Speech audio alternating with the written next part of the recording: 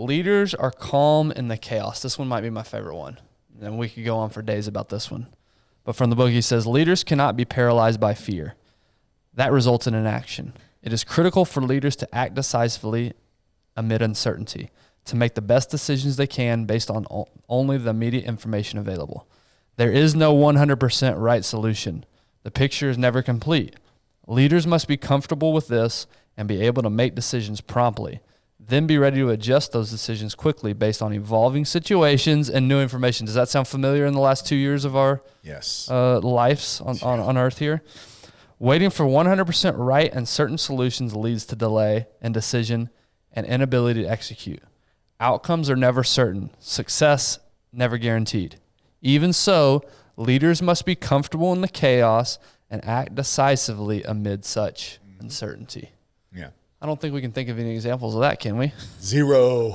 I'll just high level is if you are embarking on a mission or a task or a job or a phase and you go into it with the mindset that there is going to be a problem. I mean, I've had pastors share with me, like, listen, when you're in prayer, pray for adversity. Like, why would you pray for that? Like, because if you're praying for it, you're expecting it and you're ready to handle it, but then you also know that you're growing from it too. Mm-hmm. So if you expect adversity, you expect changes, you're not surprised. You're not surprised and you're not paralyzed when those challenges or adversity come. And if you're just in the mindset, now there's a line between being pessimistic and expecting adversity, right? There's those people, right, that just expect everything to go wrong and the world is falling. Like, there's a difference, right? But if you're just anticipating, and again, through experience, through knowledge, through mentors, through resources, is all right, what detours may come here? Mm-hmm. What can I anticipate? Yep. I'm going to anticipate certain things, so I'm going to leave 50% of my focus on things that I know could possibly happen, but then also the other 50%, hey, I've got to be able to react, man. I got to be able to flow with this because you can never anticipate everything. Right. And if you wait to anticipate everything, like he said, you're never going to start. Yeah. Well, the other thing is it hinders performance for those that you're leading. So my first boss out of college was, now he had some certain medical issues that prevented him from thinking clearly sometimes, and I won't go into all that, but he was the king of when things got chaotic. He was way more frantic and would get frustrated super easy.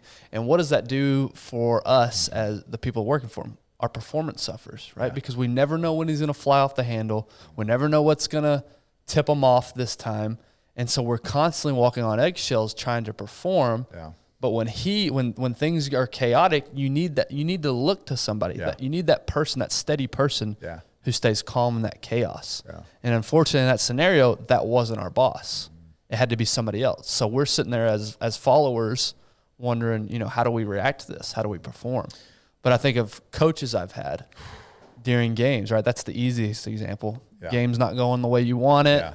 Some coaches are screaming and yelling and throwing a fit. Yeah. Other coaches are just as calm as can be. They're not getting too high on situations. Yeah. They're not getting too low. Yeah. They're just staying nice and even keeled. And those are the coaches that you perform better for. Yeah. Those are the bosses you perform better. Those are the parents you can follow better. Composure is contagious. It's huge.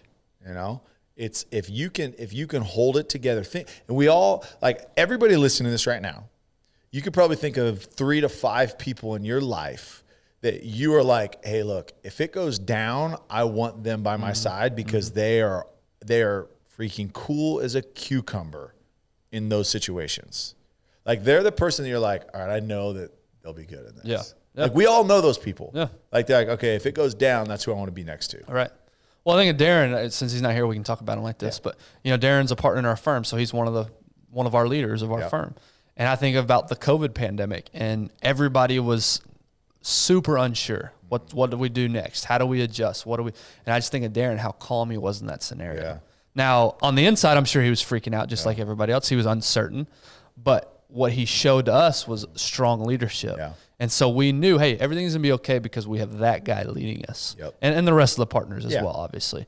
but it really does dictate and set the tone for your team, how you react to things, how you react to chaos. That sets the entire tone for the entire team. That's right. And you just limit your ability to make rational, logical, effective decisions.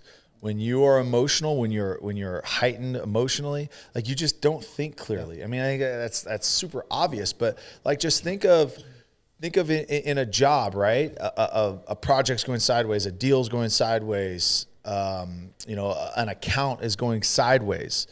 When it's just freak out, blame everybody. And that's the only thing you can come up with in your mind because you are not calm and collected about it, as opposed to you just wasted an hour of everybody's time dog cussing everybody out why they didn't do this. Hey, you could have spent that hour saying, okay, hey, look, let's find a solution to this. Yeah. Like, we'll figure out what went wrong, why it went wrong later. But right now we need to figure out, okay, hey, what's the next step to either, recover or, recuperate, whatever it is as a team, business, sports, life, whatever it is, so that we can make progress and get out of this. Yeah, I think of Jeremy Andrews, who we just interviewed, the Traeger CEO. Yeah. And one of the things he said was about the pandemic, when COVID hit, was this is a really interesting problem that the world has never seen before, that I'm intrigued to try to solve. Yeah.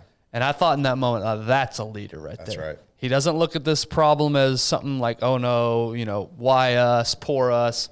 He's sitting there thinking, how can we solve this? This is intriguing to me. This is exciting. He was actually excited about. Now, again, on the inside, he's probably just as scared as everybody else. Yeah. But on the outside, he's exuding this confidence of, now this is something we get to solve. Yeah. And that's the leaders that you want to work for. And again, reemphasize what you just said.